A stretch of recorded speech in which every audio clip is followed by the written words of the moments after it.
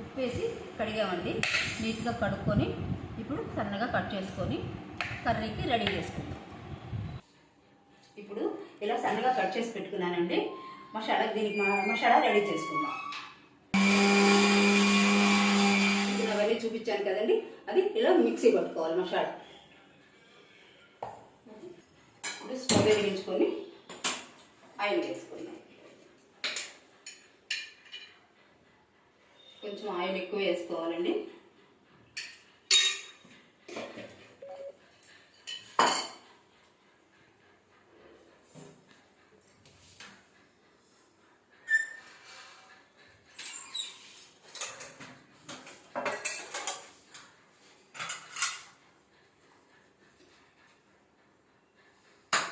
నూనె బాగా వేడెక్కిన తర్వాత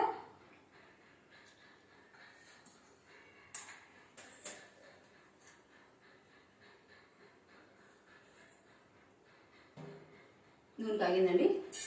తిరుగుమూత గింజలు, ఆవాలు, ఉద్దిపప్పు, జీలకర్ర,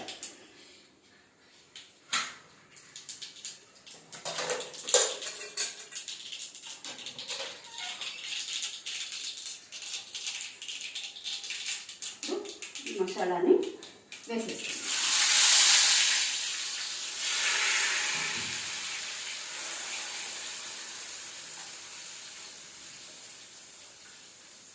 మసాలాని బాగా రోస్ట్గా వచ్చే వరకు, నూనె పైకి తేలే వరకు బాగా ఫ్రై చేసుకోవాలండి.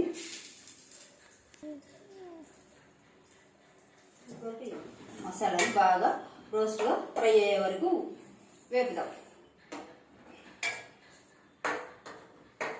కాస్త పచ్చి వాసన పోతుంది, బాగుంటుంది.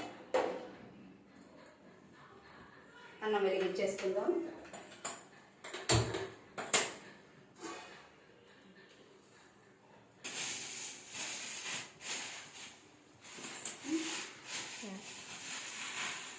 ఇవి వేరుశనగకాయలు అండి, ఎండిపోయినాయి. వేపుదాం, బాగుంటాయి. వేపుకుంటే బాగుంటాయి.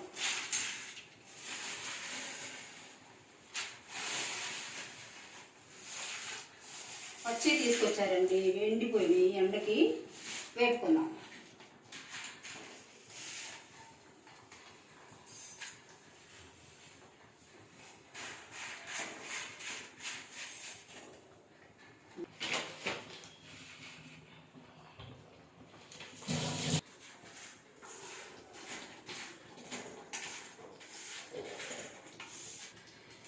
మసాలా పైకి నూనె తేలే వరకు వేగిందండి.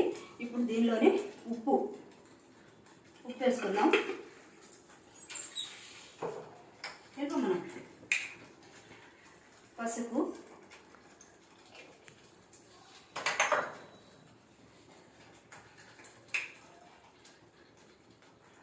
కారం సరిపోతుందండి. కారం,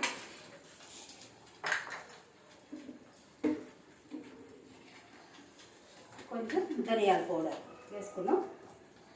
మసాలాలో ధనియాలు వేయలేదండి, దీనిలో ధనియాల పౌడర్ వేసుకున్నాం.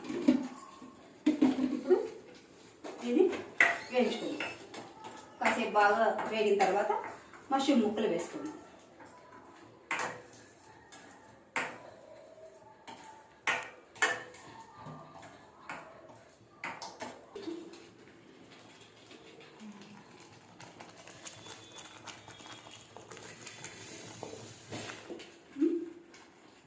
మష్రూమ్ ముక్కలు వేసేసుకుందామండి. మసాలా వేగిపోయింది బాగా.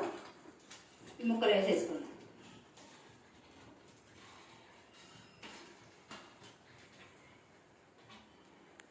ఏమేయక్కర్లేదండి, బాగా గుజ్జుగా ఉడికిపోయిన తర్వాత ఈ నీరంతా చాలా వస్తుందండి మష్రూమ్లో నుంచి. అదంతా బాగా ఎగిరిపోని ఇచ్చేసి లాస్ట్లో కొత్తిమీర వేసుకోవడమే. కొత్తిమీర వేసుకుంటే బాగుంటుంది.